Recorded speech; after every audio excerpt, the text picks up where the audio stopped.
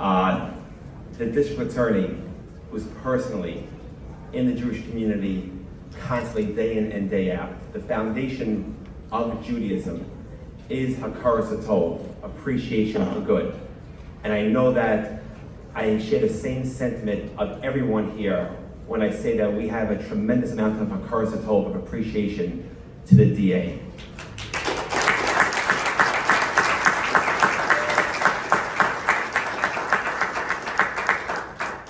DA Gonzalez understands the challenges, the concerns that each and every member of the Jewish community feels. We all see the headlines, we see what's going on, and we know that we have a strong and dedicated and intelligent fighter in District Attorney Gonzalez. Specifically, we all refer to the DA as an honorary Jew, but there's actually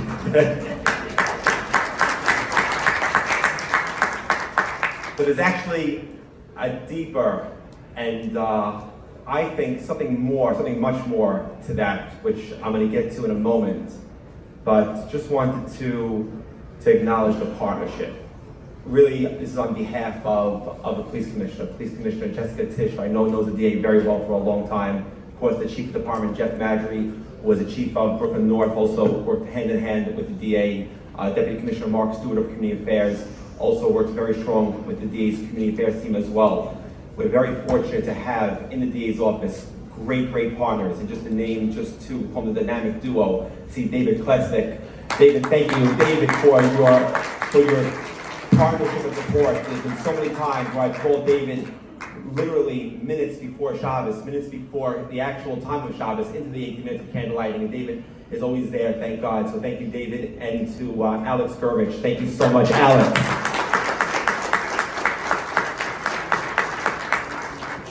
Two tremendous friends of the Jewish community, and thank you again to the DA for having the right people in the right places for us in the Jewish community. Thank you so much.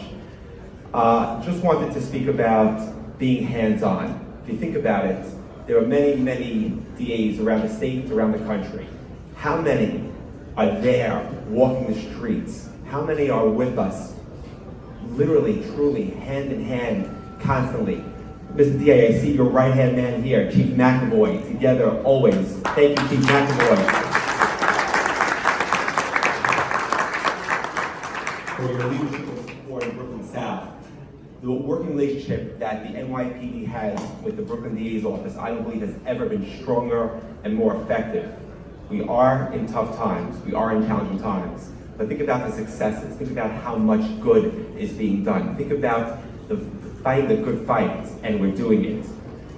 Just speaking about that concept of the DA being an honorary Jew, I believe there's a little more to it, a lot more to it.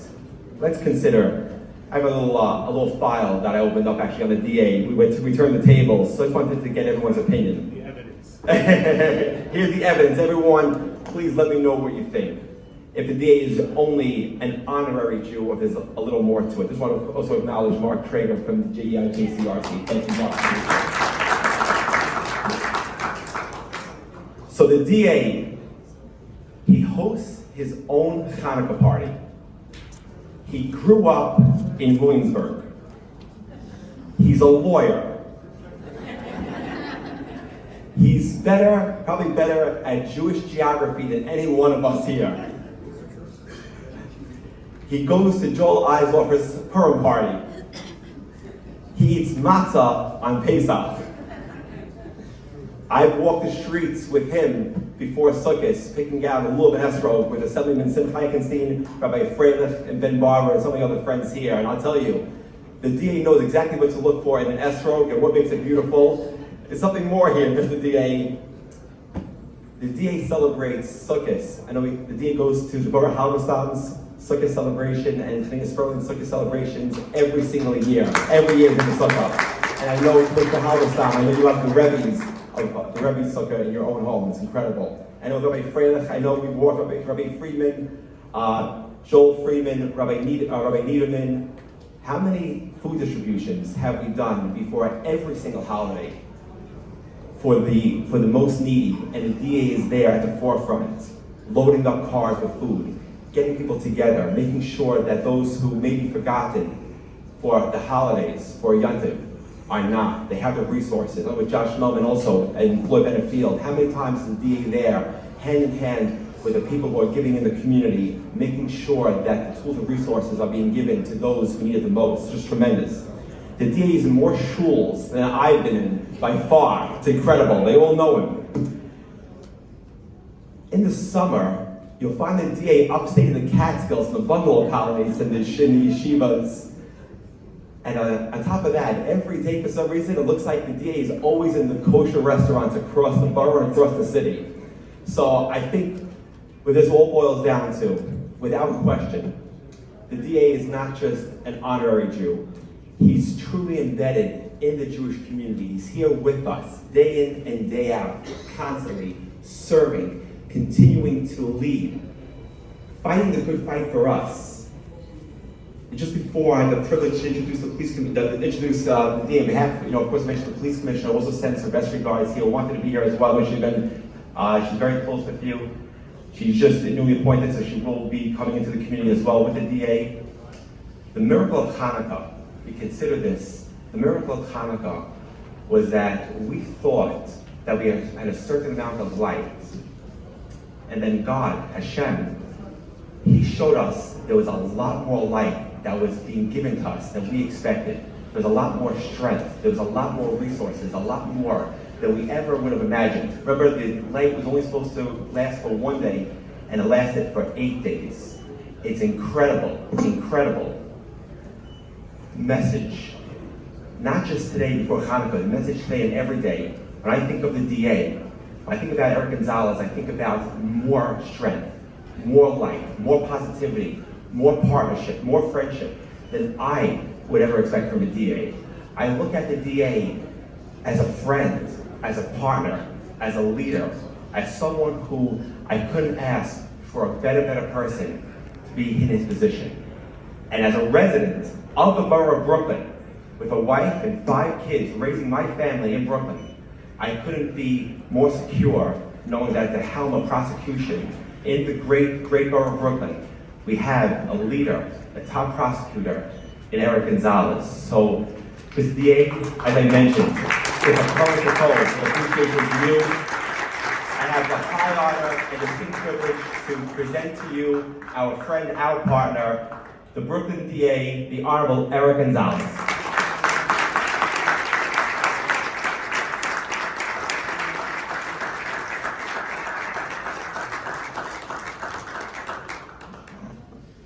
Hello, Brooklyn. How are we today? So, good afternoon, everyone. It's my privilege and honor to be hosting this pre-Hanukkah party with all of you. I really want to thank Chief Richie Taylor. He's been a friend. He's a really good-looking guy, by the way. Has anyone noticed that? But that was among the kindest introductions I've ever received, and unfortunately for me, my wife is not here to hear it, but I'm sure it's been recorded, and I plan to play that tonight at home. But seriously, Chief, you've been a true friend to me as district attorney in my professional life, but also in my personal life. And I just feel really comfortable and confident that as you've been rising through the ranks, that they really have selected the right person to be Chief of Community Affairs. Our city's in good hands with you at the helm. Congratulations. Of course, you're sitting next to Chief McAvoy, who's a real partner for all of us, and so thank you. Dean Meyer and president of this law school is still here, and he kind of stole my thunder. I always like to say, if we're doing a good job, it's Brooklyn Law School's credit because they've trained so many of our lawyers. If we're not doing a good job, they need to go back and train them back in criminal procedure. But I do seriously want to thank you, Dean, for the partnership. The relationship between Brooklyn Law School and the DA's office is a long-standing one, but I think it's gotten deeper and more meaningful because it's not just simply that our lawyers sometimes teach at the law school and the students come and intern in our office and work in our office, but there's a really shared vision about what the practice of law means and how it's really meant to serve our communities, right? Yes, there's going to be a lot of people who work as lawyers to support themselves and their family, but a true commitment to producing lawyers who want to do that, but also want to serve the communities that they come from. And so I thank you for hosting this. What a wonderful turnout we had today. To the Yeshiva Flatbush students, you're incredible. I know that I think they've left, but when I listened to them, when I saw their faces, it really just profoundly impacted why I chose to run for district attorney. The obligation of making sure our community is safe for everyone to live their lives the way they want to be. And so let's just hear it for Yeshiva Flatbush.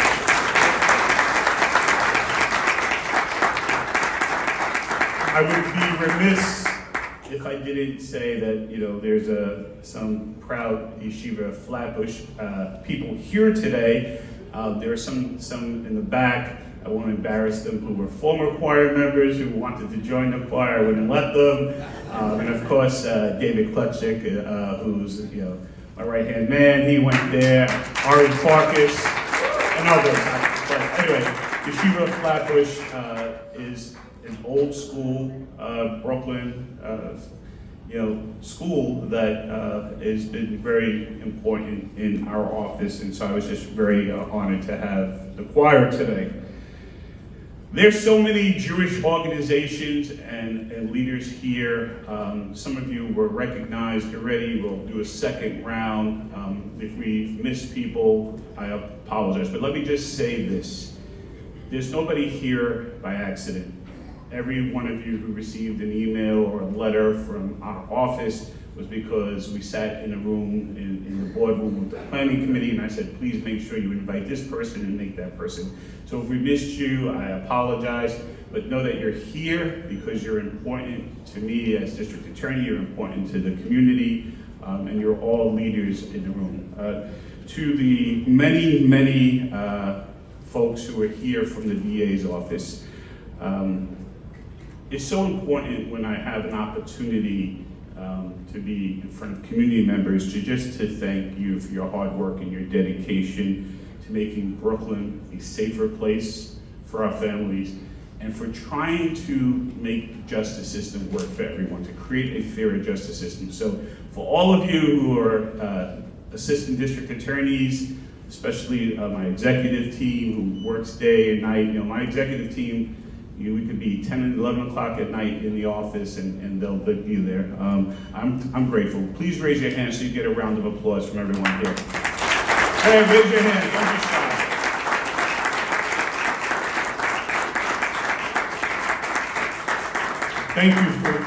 Thank you for your work, and you make me look good by your hard work. Now, I'm also deeply proud of the Jewish voices and leadership in the Brooklyn District Attorney's Office. Jewish employees, whether they've been lawyers or they've been other members of staff, have played instrumental roles in shaping our policies, the work that we do, and really the vision for justice. And I want to recognize the Jewish Affinity organization that started recently in our office. It's a vibrant community. And that organization is important to help bring out Jewish culture and heritage and do so many of the events. I want to recognize the organization for always supporting me. I don't see the president here today, Jonathan Hagel, but I want to shout him out. And I'm just really grateful for all the work that you've done, especially in these really challenging times that we have in our city, because the group also has supported each other. The group has made sure to be a support group and support center for Jewish lawyers and staff who have been dealing with so much over the past year plus especially.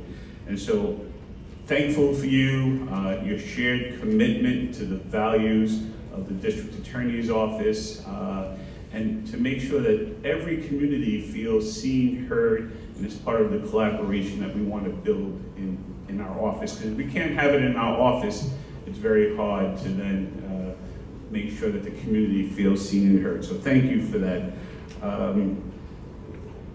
This is a profound statement. We all know it, but it's still profound. Sometimes we take it for granted, right? Brooklyn is home to the largest Jewish population in the world outside of Israel.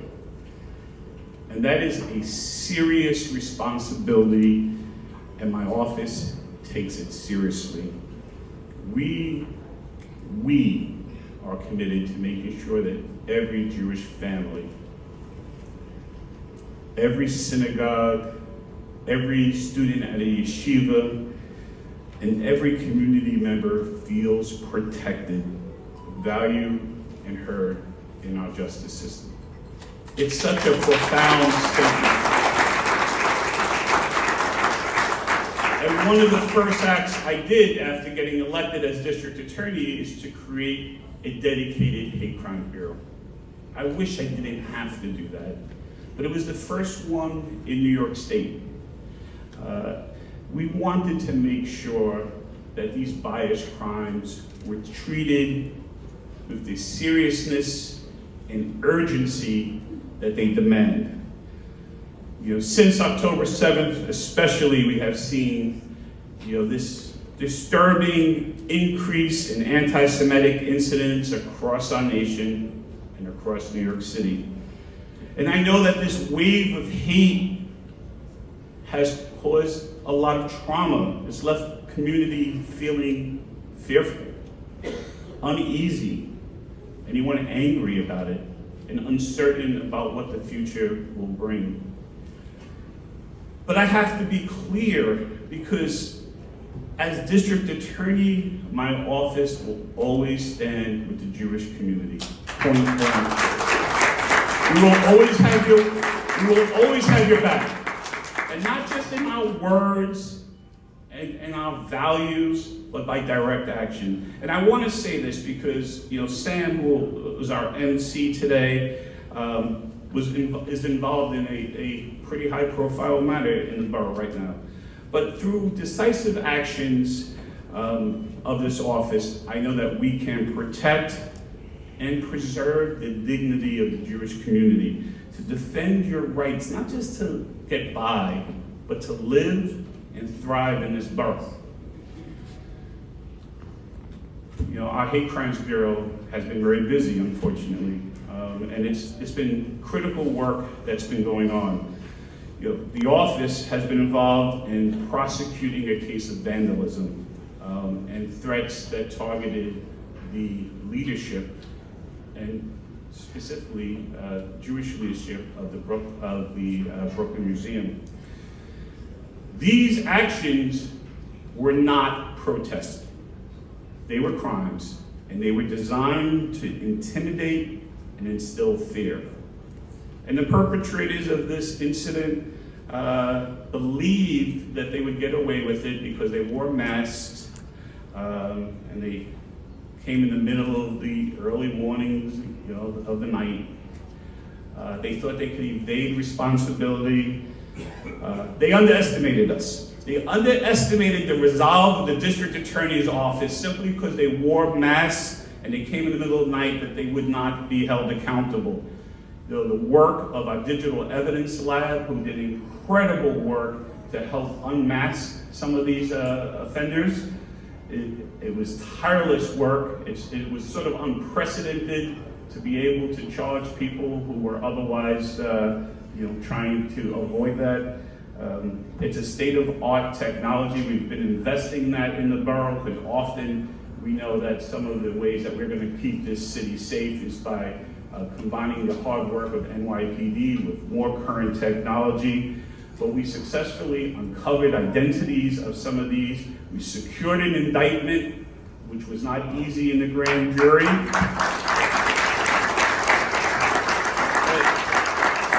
And I'm going to be clear, we're not going to rest until justice is fully served.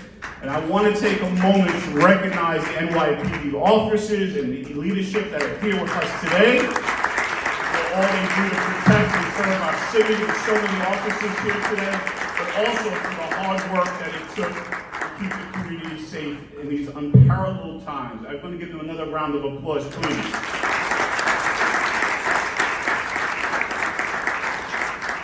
I mentioned Sam. She's the lead prosecutor. She's a senior assistant district attorney.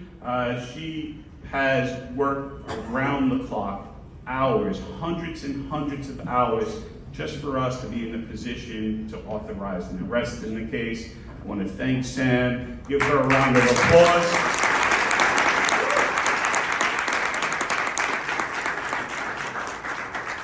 And that's why I asked her to be the MC today, because I wanted her to be recognized for how much work she put. You know, the work that we do as prosecutors, and it's not just bias crimes, it's our sexual assault cases and our gender-based violence cases and all the things we see. It takes an emotional toll on the prosecutors and staff that work on these cases, and I'm grateful for your work, Sam, and for all of your work out here to keep our community safe.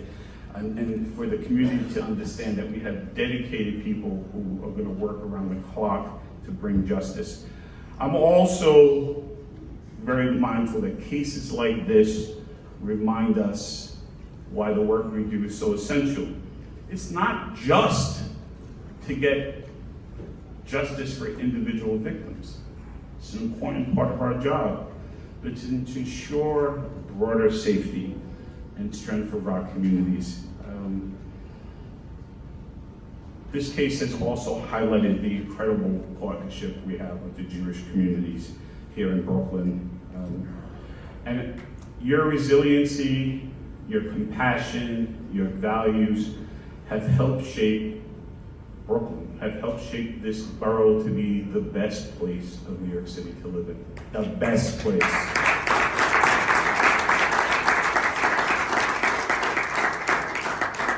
And I'm gonna always be mindful of this. You know, I'm a kid, you know, from 1970s, Williamsburg, 80s. I saw what happened during the blackout. I was a child. My entire neighborhood, it was one of the reasons why my family moved to East New York. And our entire neighborhood in Williamsburg on Broadway, I saw Rabbi Needham here earlier, and others from Williamsburg who could attest to what Williamsburg would look like after the blackout, going into Bushwick. So we moved from Williamsburg to East New York. But the Jewish community remained and stayed and invested and built community and brought the values of Judaism and has made this borough a better place. And so we're not going to let anyone make you feel like this city and this borough is, you know, that you have to live in fear. I look around this room today and I want to say thank you. There's a tremendous showing here today. We all see it, it's, you know, tremendous. But there are people from various different communities, right? This is not one community, this is a broad community. And for the prosecutors in this room, this shows you that our hard work can unite people, bring us together. We have a shared mission and value of safety and fairness. It reminds us of why we're here. This is a pre-Hanukkah party. But this is the definition, to me, my definition of Hanukkah, right? A non-religious definition of it for sure, but it is, you know, the triumph of light over darkness. It is hope over despair, and it shows us that community can outlast any adversity. I want to wish everyone happy Hanukkah. Thank you for coming. May Hashem bring all of you joy and happiness and safety. And I am so looking forward to hearing from my good friend, Mark Traeger, who is now the CEO. But, you know, before he was CEO of JCRC, he was an elected official. I actually even knew him when he was just a teacher. Right? My wife was a teacher. This is a man who took on the responsibilities of running such an important organization because he had so much more to give. And I am thankful for you, Mark. You've been a strong voice for fairness and justice for the Jewish community, but for all communities in all times, and for students.